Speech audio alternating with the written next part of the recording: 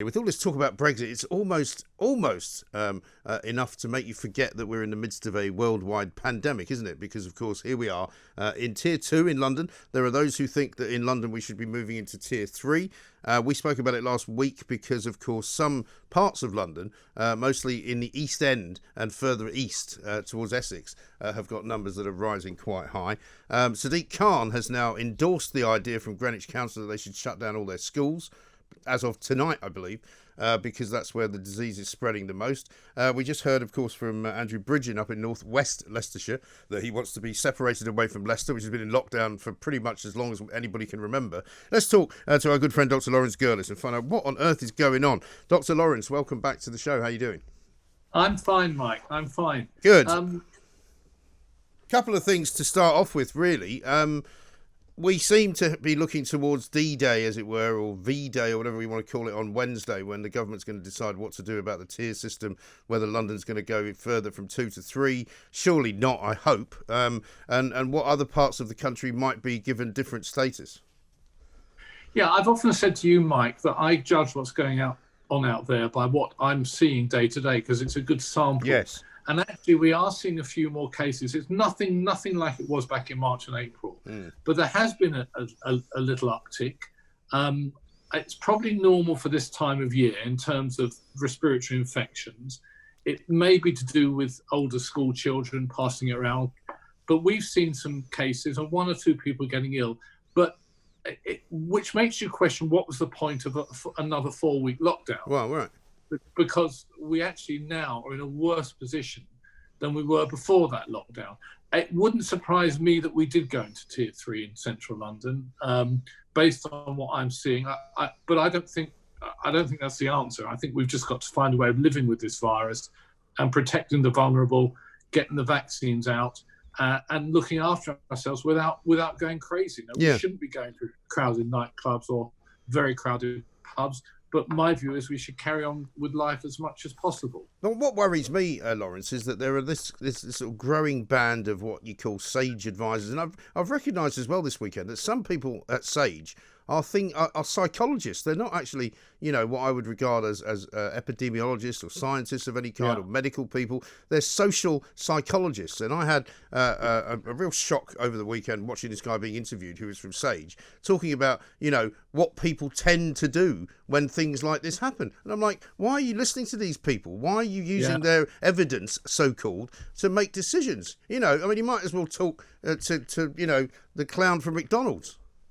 Yeah, I agree. And the trouble with all the scientists is they're all getting their ducks in a row for the public inquiry. They don't care what happens to the economy. They don't care what happens to people's lives. All they're interested in is protecting themselves when the questions are asked in due course. And unfortunately, they and some aspects of the hypocritical mainstream media have boxed the politicians into a corner where they've got to overreact to every little change. Listen, there will be another spike in January. It's inevitable. It won't be any worse than what we've got now, which isn't terrible. It should be livable with. Yeah. And we shouldn't be closing down restaurants. I think it would be disastrous right now for restaurants to close. And I don't believe it makes any difference. As I say, I'm very disappointed that the 2-week firebreak in Wales, the 4-week second lockdown we had nationally, has actually achieved very little at all, because the numbers are just creeping up again.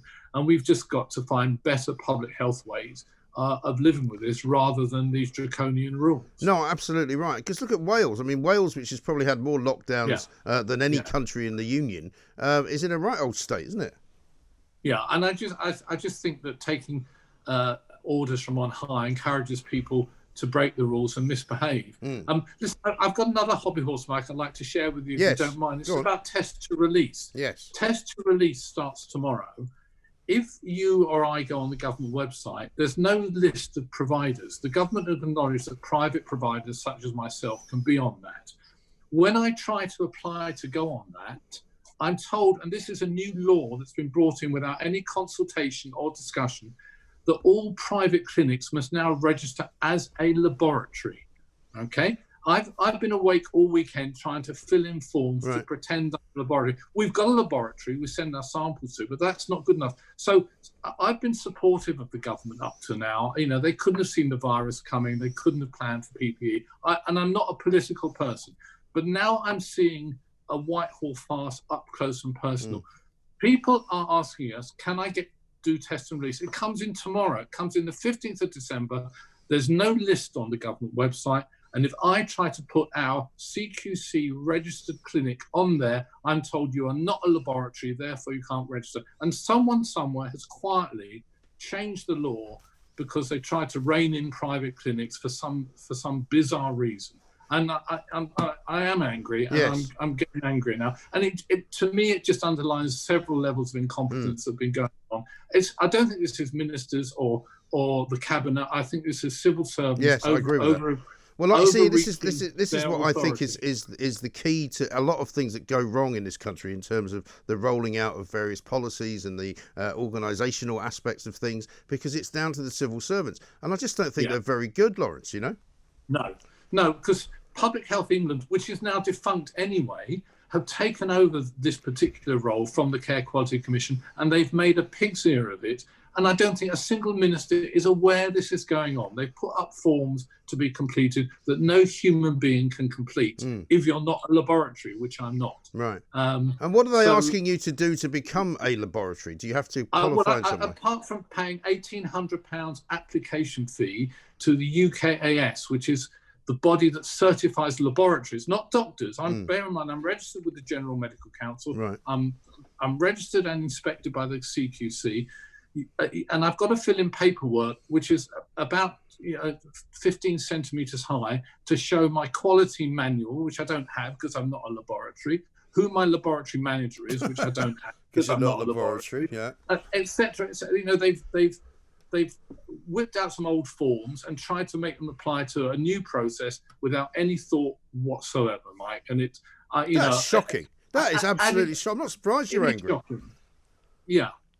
I mean, as I say, you and your listeners try and go on the gov.uk website now to see who the private providers are for test and release, which comes in tomorrow. Oh, and by the way, test and release, you can apply for it on the 5th day when you're back, which is actually the 6th day. Quarantine's been shortened from 14 days to 10 days anyway. If you have a PCR test rather than a rapid test, it takes 2 days to get a result. If you're using post, you're not going to be released from quarantine till the 8th or 9th day after you get back. And after 10 days, you're free of quarantine anyway. So it's another pig's ear. So it's actually not something you really need to do, and it's going to cost you presumably I think a couple people of will hundred ignore quid. I think people will ignore it. I think people will just come back and just ignore quarantine, and that's because the government have made a mess of it. I think that's right. And as you and I have discussed many times, Laurence, I mean, the more ridiculously complex the situation is, the more likely it is that people won't do it. Precisely. You know, and I think to some extent that's what's been happening with lockdowns and fire breaks. I think people, as you know, we've seen some of your colleagues in the media breaking the rules. People that took these things very seriously. Yeah. I think after 9 months of this, you can't.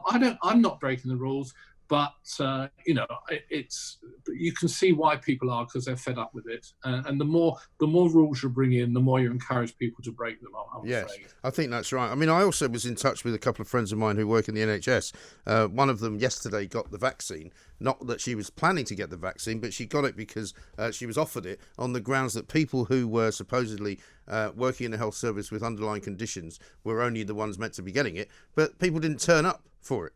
So they had spare vaccines which had to be given to somebody because they don't last long in the temperature.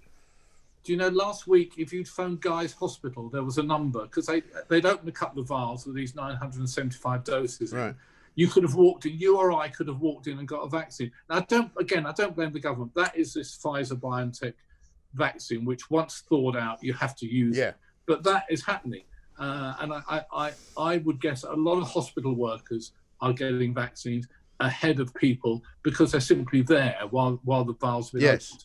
But look, the sooner we get a vaccine that can be stored at a normal fridge temperature, the sooner we can vaccinate people properly. Because much as I admire the Pfizer vaccine, this business of using up 975 doses in 4 or 5 days is a challenge, and that's what's been going on with the person you were talking about. I mean, it wouldn't at all surprise me in these circumstances, and again, as you say, it's not the fault of the government, that a lot of these vaccines are not going to be given to anyone. They're just going to perish because they've been taken out of a fridge and not given to anyone. I think in the hospitals they can put out local calls, and I think people will turn up. I know people are desperate to have the vaccine. And I know, as I say, people were literally walking into Guy's Hospital last week and getting it, even if they were quite low down on the priority list. But you're right, there is a risk that the doses are going to be thrown away. And the other thing is, all these people who've had doses have got to have another dose in 3 weeks' time. That's right. Are they going to have enough, another supply come through? I haven't heard any news about any more deliveries from Pfizer. We heard a great fanfare of the first 400 or was it 800,000 doses being delivered. But I haven't heard any news of when we're getting the next lot. No, maybe that's them on the phone now. You never know. But listen, Dr. Laurence Gerlis, great to talk to you. Thank you very much indeed. GP at Same Day Doctor. Very angry about this whole nonsense of having to register as a laboratory in order to do the test and release scheme. What's that all about? We'll try and figure out why the civil service in this country is so useless.